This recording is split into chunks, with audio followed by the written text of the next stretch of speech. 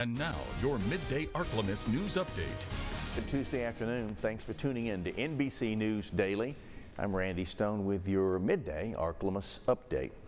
In an effort to have smooth interactions with police, IDs can now have a marker to indicate people who have autism or are prone to seizures. NBC 10's Shaw Pryor has more. Stephen, he's 37 years old, and he's been driving since he was 16. About a year ago, he was at the intersection of Broadmoor and Forsyth and was being very conservative about making a left turn, and an off-duty police officer with the MPD came and spoke with him. For an autistic person and their family, police interactions can be stressful, but law enforcement is putting in protocols to help encounters go smoothly.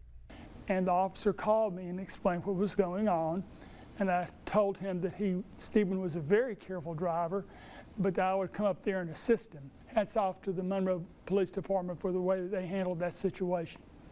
With IDs now being able to identify if someone is autistic, both sides are hoping to have smoother interactions.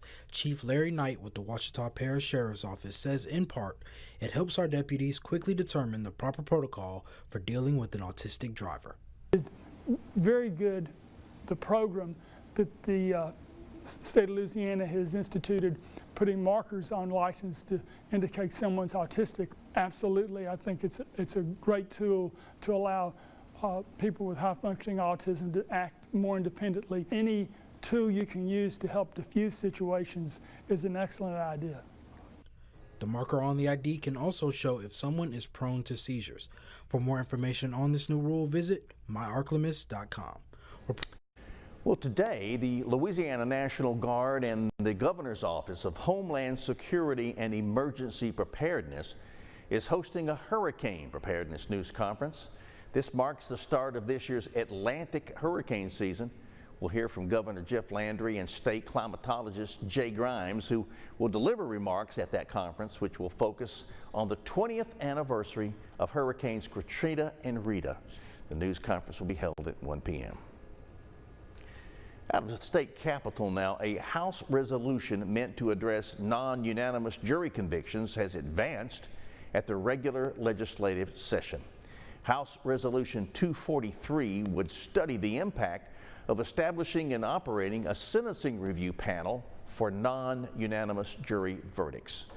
In 2018, Louisiana voters rejected non-unanimous juries, and soon after, the U.S. Supreme Court ruled the practice unconstitutional.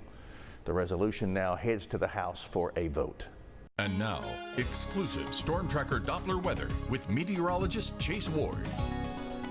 It's still going to be very warm and muggy for this afternoon. We're going to see a little mixture of sun and clouds. Most of our rain chances stay well up to the northwest along a stationary front, which will stall near the I-30 corridor. So between Shreveport, Texarkana, we'll see a chance for maybe some light showers, possibly even a thunderstorm or two. But for the rest of the Ark-La-Miss, we kind of continue with the cloud mixture as we go into Wednesday afternoon. The frontal boundary still sitting near the I-30 corridor. There might be a chance for maybe a pop-up isolated shower or two could pop up ahead of that boundary layer for Wednesday afternoon. And even as we go into Thursday, patchy storms still remain possible, and temperatures still expect to be on the climb. Our winds actually look to stay continuing out of the south. The temperatures themselves probably won't be seeing a whole lot of change at all, at least for the rest of this week. But tonight we're going to fall to the lower 70s, remaining partly cloudy. Then tomorrow, we'll kind of continue with the sun-cloud mixture with minimum light rain chances. We'll see patchy storms more for Thursday. And then by Friday, we do warm up, heading into the mid-90s, getting a little bit hotter. But as we head into the weekend, expect more shower and thunderstorms, which will try to help cool us down a little bit to kind of right there around the 90 mark, and more likely upper 80s elsewhere across the region. And we're looking to stay in the upper 80s next Tuesday and Wednesday, as storms will still linger. Lows will be mostly mid-70s and falling back to upper 60s.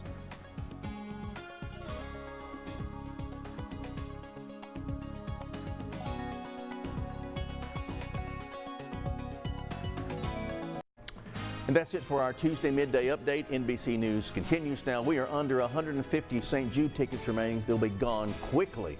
And please go by Max Market, support the veterans, buy a bag of food, and let's help those veterans. God bless you.